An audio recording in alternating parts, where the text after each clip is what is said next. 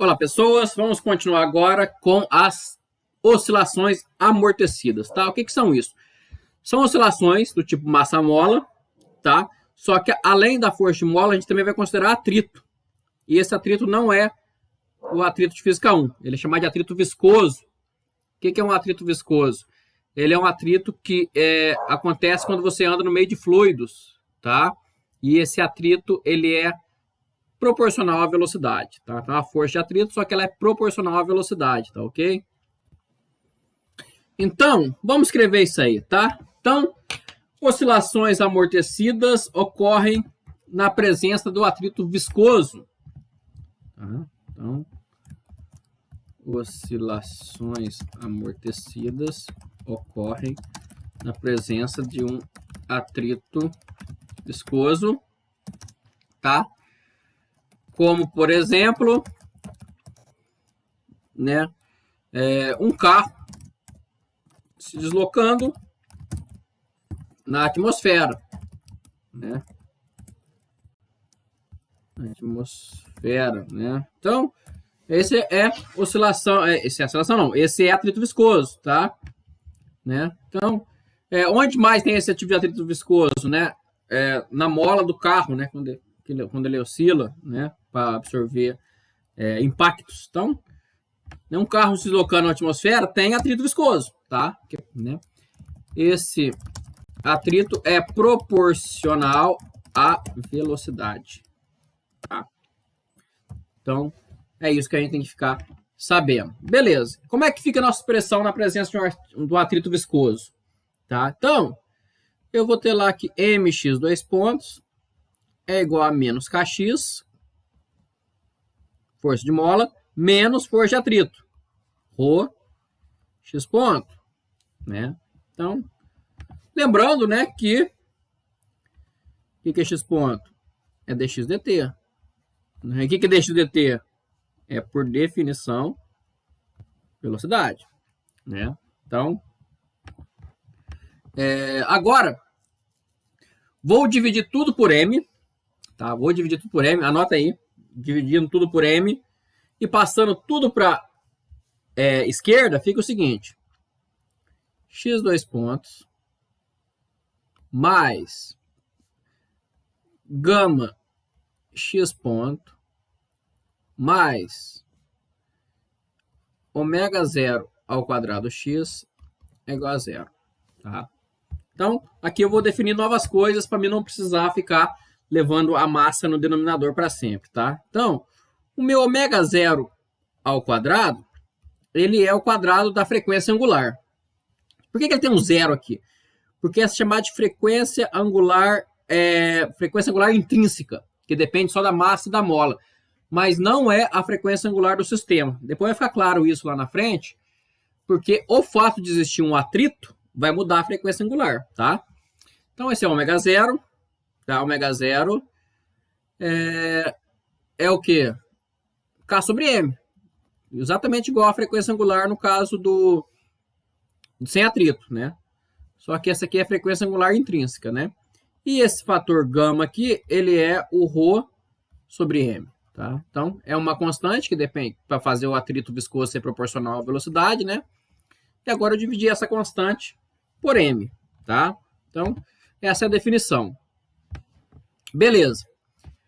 Vamos reescrever isso aqui em forma de operadores? Então, eu vou ter o seguinte. A derivada segunda, que é correspondente a esse, mais gama vezes a derivada primeira, mais ômega zero ao quadrado, tudo isso aplicado em x é igual a zero, né? Então, essa expressão e essa expressão são iguais, né? Essas duas expressões são iguais, só que uma está na forma que a gente está acostumado, de equações diferenciais, e essa está na forma de operadores lineares diferenciais, né? D é uma derivada. Uma derivada aplicada duas vezes em x, dá isso aqui.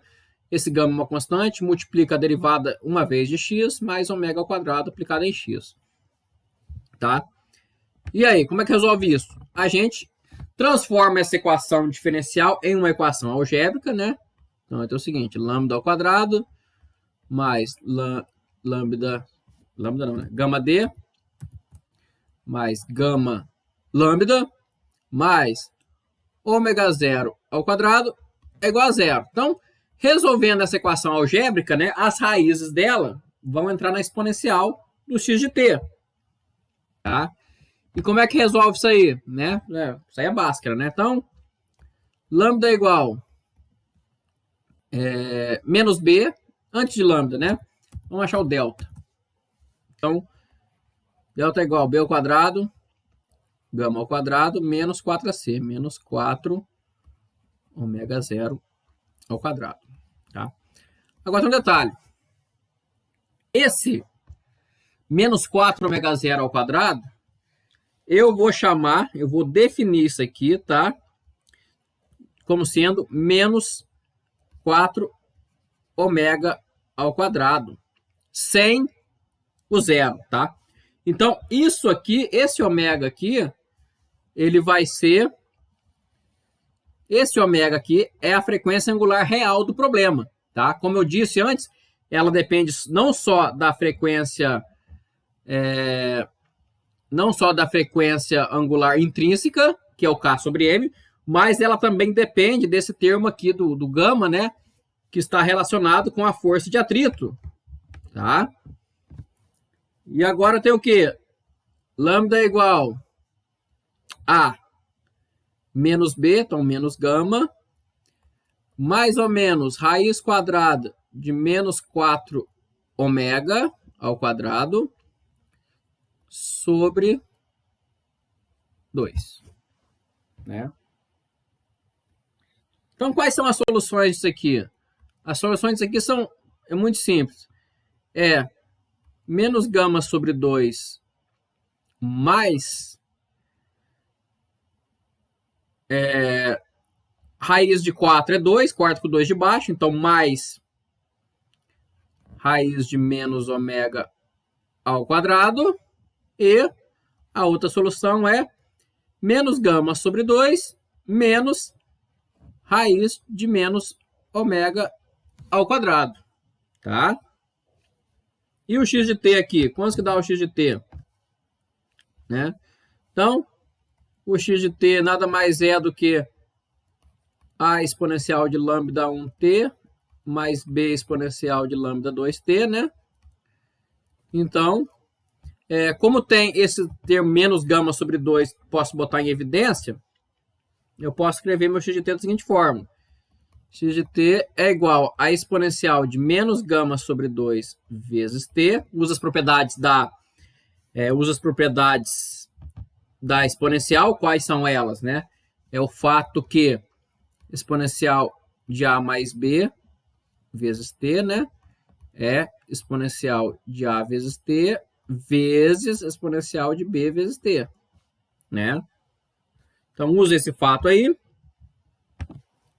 Então, dá isso que multiplica exponencial da raiz de menos ômega ao quadrado vezes t mais exponencial de menos raiz de menos ômega ao quadrado vezes t. Tá? Então, esse é o x de t. Esse é o x de t genérico, né? Agora, para fazer essa questão, né, a gente precisa saber quanto que vale essa raiz de menos ômega ao quadrado. Né? Na verdade, não precisa saber do valor dela, numérico, assim, um número. A gente precisa saber se esse valor é maior que zero, menor que zero ou igual a zero. Tá? Isso vai me dar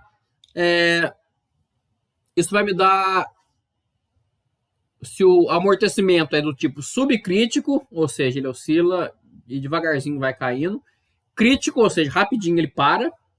Ou supercrítico, tá? Quer dizer que ele dá uma oscilada grande no começo e depois para, tá? Então, vamos escrever assim, análise do delta.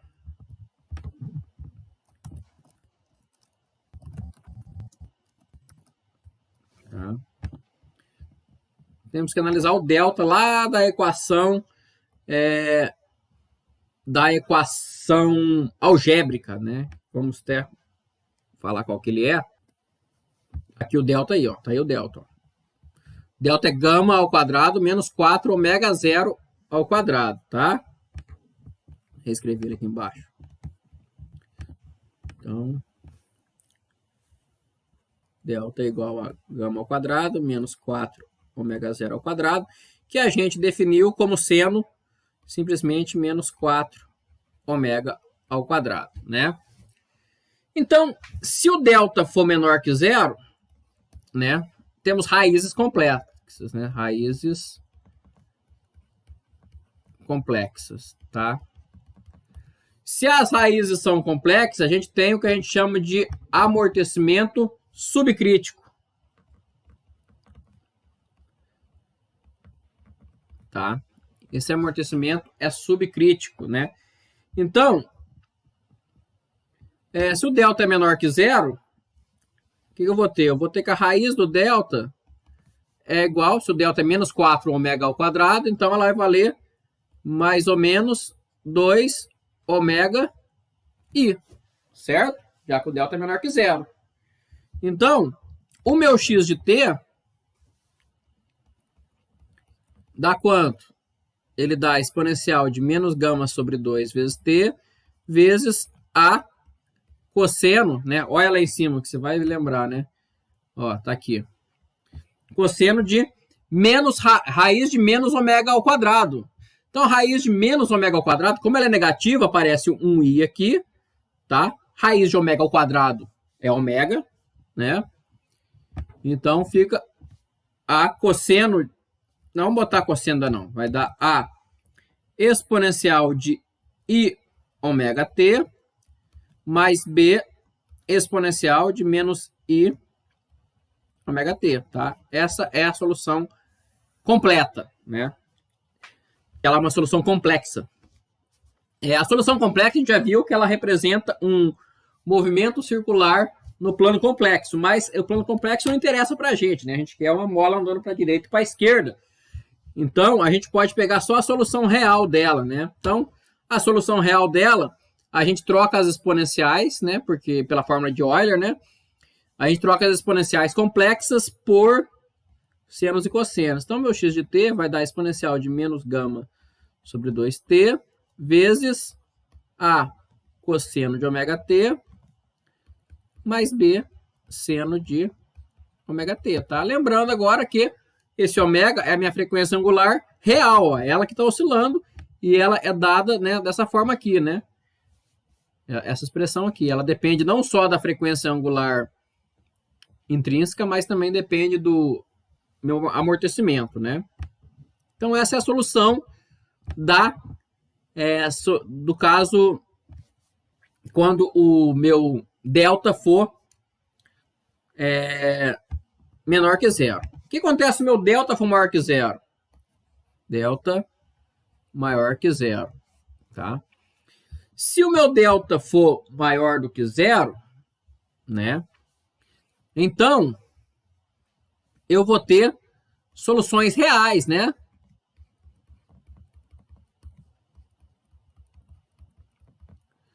Então, eu vou ter soluções reais.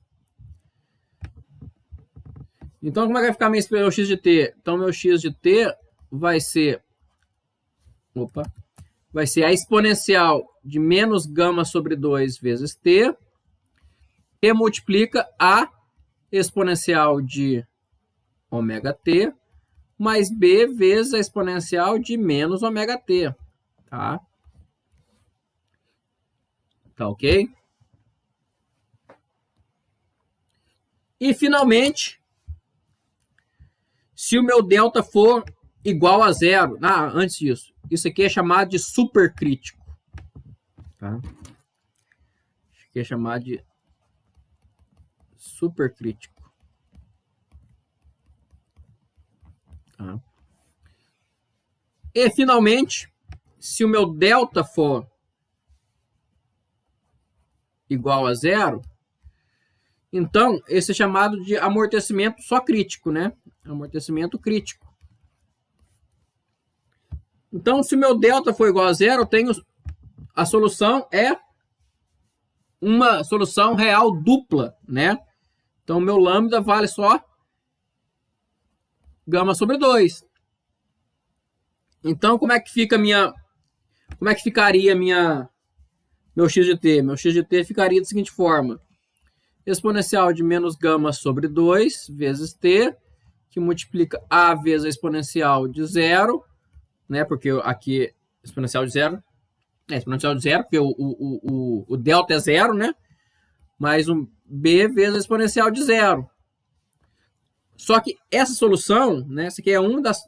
A solução, ela não é linearmente independente, tá?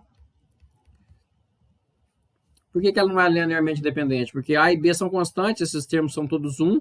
Você pode chamar A mais B de C, então você tem uma solução só. Só que essa é uma equação de ordem 2, né? Uma equação diferencial de segunda ordem, então precisa de duas, uma solução dupla linearmente independente. Tá? E como é que a gente obtém isso? Você multiplica um dos termos por t, né?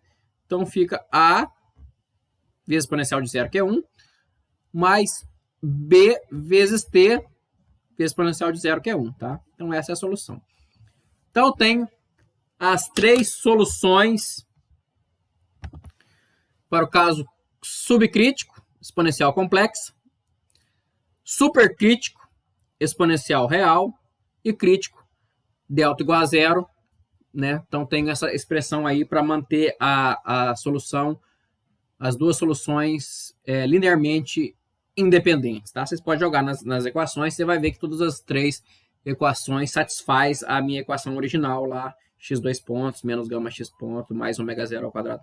Você vai ver que elas satisfazem aquela relação, beleza? Então é assim que faz, tá? O resto é exercício, é condição inicial, né? Então, A e B são determinados pelas condições iniciais, ou seja, posição inicial, velocidade inicial. Então, A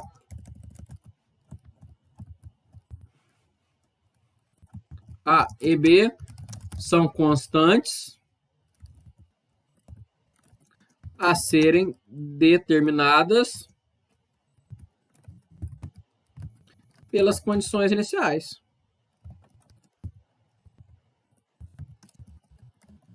Tá bom? Então, tem que calcular quanto que vale cada uma das coisas e fazer os problemas, tá ok? Eu vou dar 2 exercícios aqui para vocês. Tá? Na verdade, eu vou dar um exercício só, depois no livro deve ter mais, eu dou no livro também. Tá? E aí a gente vai falar das oscilações forçadas. Na verdade, tem que fazer o balanço da energia, mas depois vai ter oscilações forçadas. Então, só um exercício.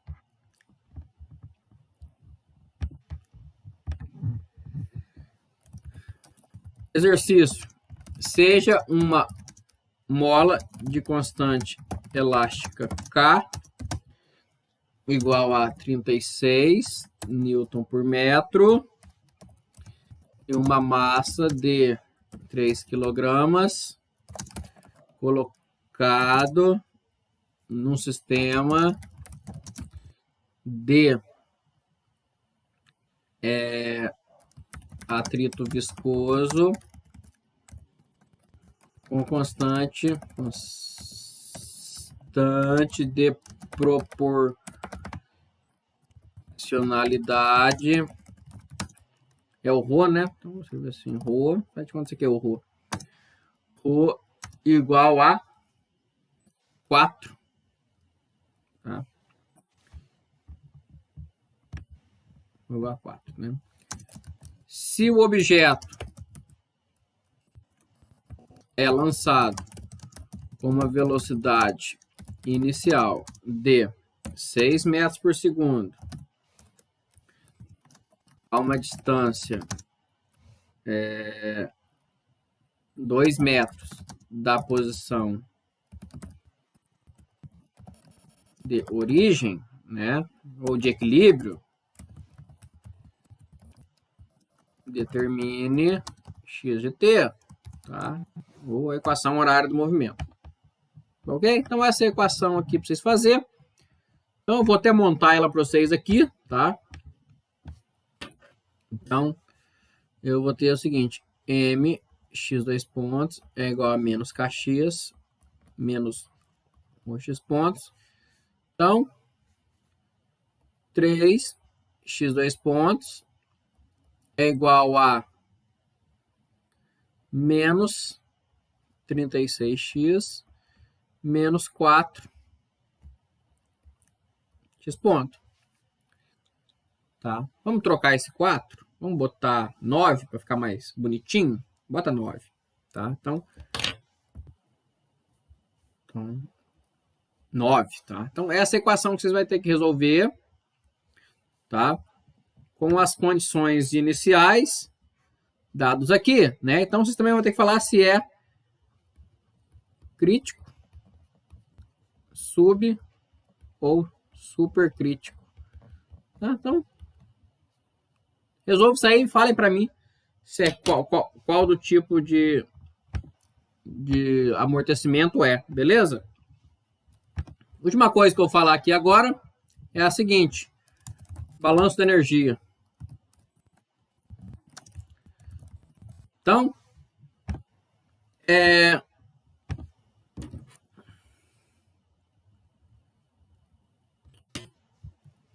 um negócio muito simples. Na ausência de atrito viscoso, a energia se conserva. Se existir atrito viscoso, a energia não se conserva. Então, na ausência de atrito viscoso, é meio óbvio isso aí, né? A força mole a gente já viu que é uma força conservativa. E a gente já viu que a energia de atrito não é conservativa. Se conserva e na presença de atrito viscoso, não. Então, eu quero que vocês provem isso. Como é que vocês vão provar isso? Vão falar que minha energia... Opa! Vamos falar que minha energia total é...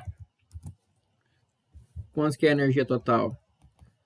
K mais U, né? Para ser mais preciso ainda. O que é K? É M x ponto ao quadrado sobre 2. O que é U? Kx ao quadrado sobre 2. Então, pega o meu x, pega o x de t. Se você derivar ele, você tem um x ponto de t. Certo? Só derivar. Tá? Pega o x de t, pega o x ponto de t. Joga aqui. E aí, calcular dE dt. Variação da energia em relação ao tempo. Tá? Então, dE dt vai dar zero. Se não tiver atrito. E dE dt vai dar uma coisa diferente de zero quando tiver a parte ρ. Tá? Então, façam isso. Tá? Provem que dE dt é zero se não tiver atrito viscoso e é diferente de zero se tem um termo ρ que é a minha constante de proporcionalidade ao atrito viscoso. Beleza? Então, isso acaba a parte de oscilação amortecida. Próxima aula, oscilação forçada e fim de movimento.